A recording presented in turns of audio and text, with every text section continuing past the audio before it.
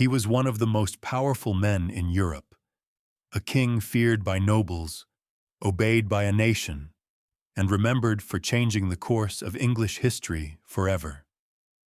But by the end of his life, Henry VIII was almost unrecognizable, not just as a ruler, but as a man.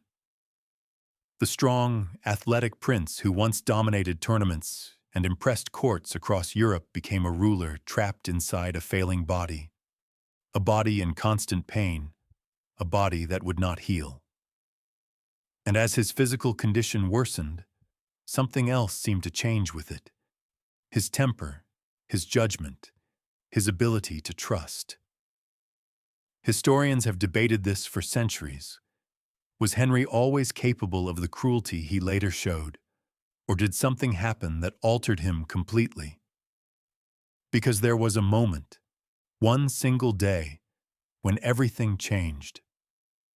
In January 1536, during a jousting tournament, Henry was thrown from his horse, and the animal fell on top of him. He was unconscious for a long time, possibly close to 2 hours. At the time, he survived. But after that day, the man people had known began to disappear. In the years that followed, his behavior became harder to predict, more suspicious, more volatile, more ruthless. This was the period when some of the most infamous events of his reign took place, including the execution of his second wife, Anne Boleyn. But the changes were not only political, they were physical. Henry's body began to fail him. Old injuries, especially to his leg, refused to heal. Wounds reopened, infections lingered, and without modern medicine, even something that might seem manageable today could slowly become something far worse. By the 1540s, the king who had once been tall, strong, and admired across Europe was struggling to move. He relied on others constantly. Mechanical devices were used to lift him, and the image of royal power was beginning to hide a very different reality. Because behind the ceremonies, the portraits, and the authority, Henry VIII was entering the final stage of his life, and it would not be a dignified one. By the early 1540s, the change was impossible to ignore. Henry was no longer the king people remembered from his youth. He had once been known for his physical strength. He rode, hunted, fought, and competed, and foreign ambassadors described him as energetic and imposing. But now even movement had become difficult. His weight increased dramatically, and his leg developed chronic wounds that never fully healed. These ulcers would open, close, and reopen again, sometimes becoming infected. Modern historians believe they likely caused constant pain and may have contributed to wider health problems over time. Without antibiotics, a persistent wound could slowly weaken the body for years, and Henry lived like this for a long time. Servants had to assist him constantly. He could no longer move easily on his own, and in later years he was lifted and transported with mechanical help. But the physical decline was only part of the story. Life at court began to change as well. The king's presence, once commanding, became unpredictable. His temper could shift quickly. His trust was difficult to earn and easy to lose. In a court built on proximity to power, that was dangerous. Men who stood close to the king could rise rapidly, but fall just as quickly. And Henry's reign had already shown how far that could go. He had broken with Rome, reshaped religion in England, dissolved monasteries, and seized their wealth. These decisions transformed the kingdom, but they also created enemies. And as his health declined, the balance between power, fear, and loyalty became even more fragile. Around him, factions formed, advisors competed, influence shifted. Because when a king begins to weaken, the question is no longer only how he rules, but who might rule after him. And in Henry's case, that question was complicated. He had a son, Edward, but the boy was still young.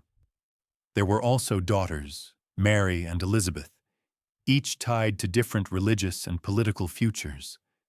The stability of the kingdom after Henry was far from certain.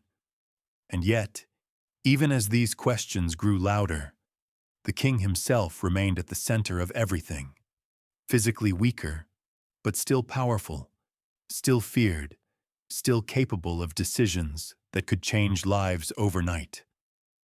And as the years moved closer to the end of his reign, the distance between the image of the king and the reality of the man continued to grow. By the mid-1540s, Henry was no longer simply an aging king.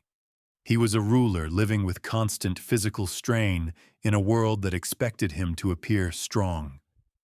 Even as his body weakened, the image of power had to remain intact. Portraits still showed a commanding figure.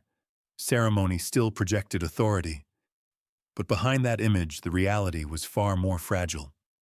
His mobility was severely limited, and pain was likely a constant presence. Like many people living with long-term illness in an age without effective treatment, his condition did not follow a simple path. There were periods of relative stability and periods of decline.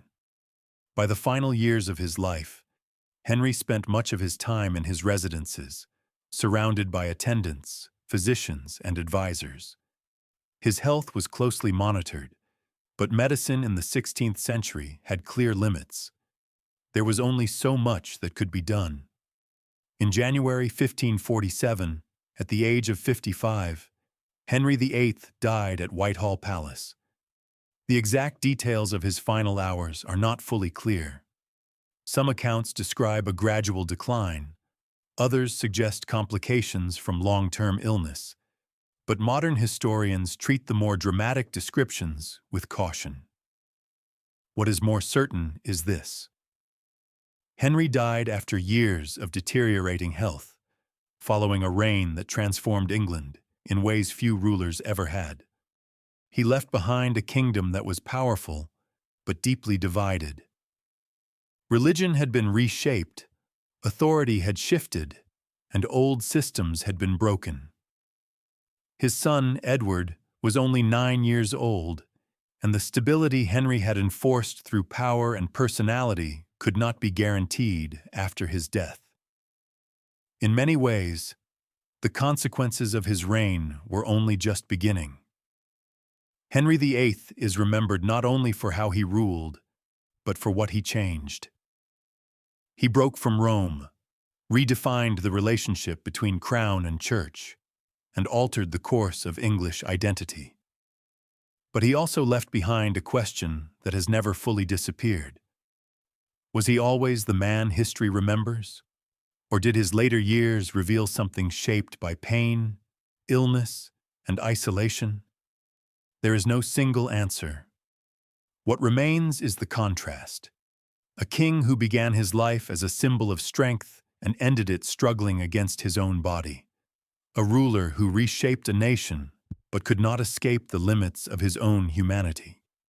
And perhaps that is why his story endures, not simply because of power, but because of what happens when power meets its limits. Thank you for watching. If you value history told carefully and accurately, consider staying with this channel and subscribing. The past deserves precision as much as curiosity.